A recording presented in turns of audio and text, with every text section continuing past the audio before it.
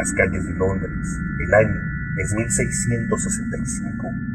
El narrador de A Journal of the Plague Year se queda atrás en una ciudad que se vacía lentamente. Hace más calor, la enfermedad se propaga, las casas infectadas se cierran, las personas recurren a la religión y la superstición. No pueden distinguir entre un buen consejo médico, el autoaislamiento y la charlatanería, píldoras hechas de mercurio, y son susceptibles a conspiraciones y teorías. Temeroso de la enfermedad, pero confiado en la providencia y la razón, el narrador ve proliferar el pánico y la irracionalidad, pero también la indiferencia, la indulgencia, la rectitud y la despreocupación. Pero la emoción abrumadora es, como era de esperarse, el miedo en todos sus matices: angustia, ansiedad, miedo, desesperación, pavor, terror. La gente tiene miedo de morir, del dolor y del sufrimiento, angustiada por el dinero y la propiedad, por los hechos no confesados, por la salvación. Había una gran alarma, sonada en lo más íntimo del alma.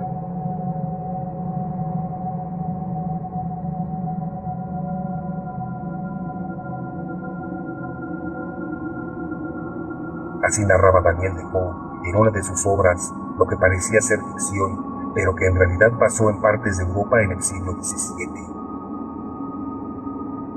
Defoe descifró similitudes entre la peste histórica y la enfermedad contemporánea, pero está, innecesariamente sí, lleno de pasajes que la pandemia actual tiene.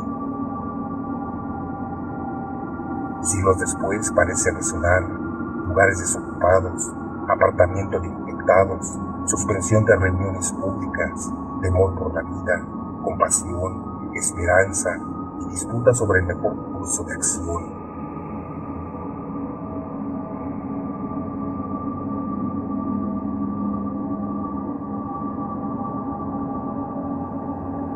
Gripe aviar, sida, ébola, anthrax, tularemia, son términos que dan miedo y que cada día, por desgracia, son más cotidianos.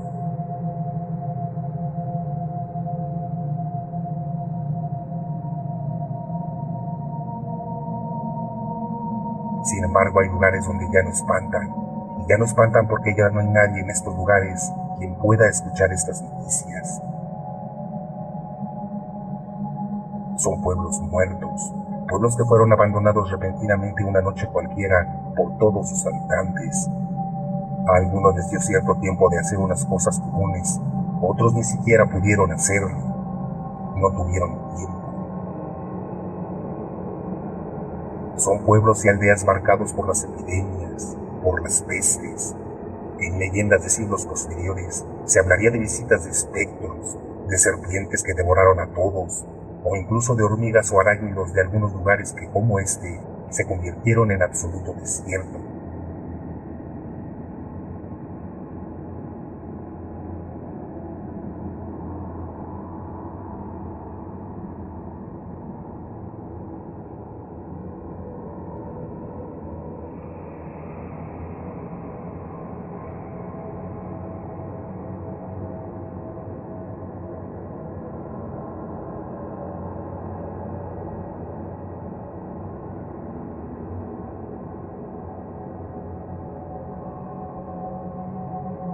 Esos pueblos, esas aldeas, esos enclaves, son la muestra de lo que fue un terror ancestral, un miedo que palpitó en los antepasados de nuestros propios antepasados, un miedo que sigue ahí y que lo vemos latir vivo cuando las noticias nos hablan de nuevas pestes, de nuevas epidemias.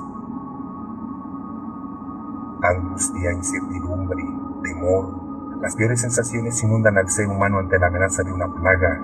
Hoy en día se llaman sida, ébola, gripe aviaria, coronavirus, pero siempre han existido. En la actualidad miramos con recelo y desconfianza a las aves, como si supieran algo que desconocemos, o si supieran algo que nosotros padecemos.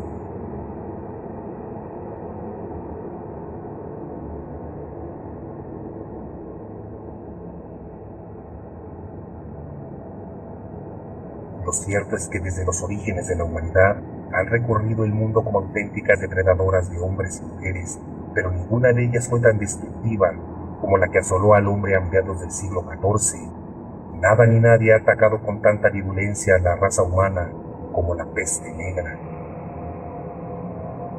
Fiebres, inflamación en los ganglios, escalofríos y sobre todo manchas negras en el cuerpo era la realidad que envolvía a los apestados.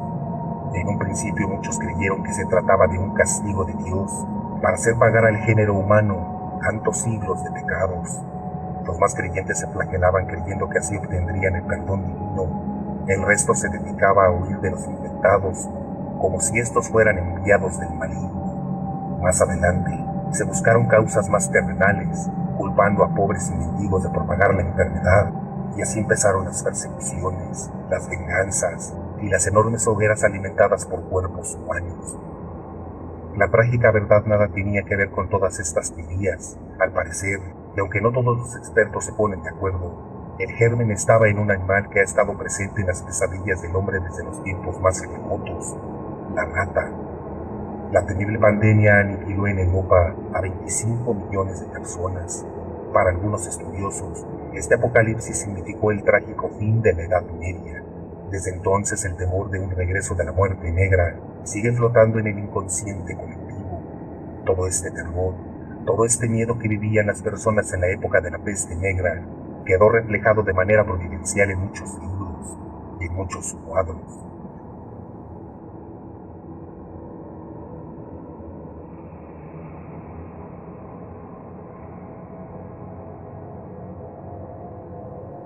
Vemos el cuadro El triunfo de la muerte, que es el ejemplo, la plasmación más exacta del terror del ser humano a lo que parecía ser cólera divina o inspiración demoníaca. La llegada de un nuevo individuo invisible, los virus, la peste.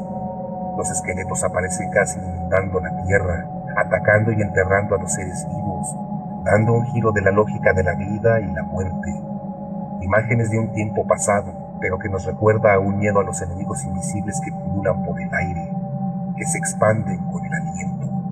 Había muchas teorías de cómo se podía contagiar la peste y sigue en lo más profundo de nuestro inconsciente colectivo. Desde el punto de vista de la medicina pura y dura, los especialistas en epidemiología hablan de lo que le ocurría al enfermo, el por qué las pinturas los dibujaban casi como esqueletos con piel. ¿Qué les pasaba a estas personas? Contestaban así.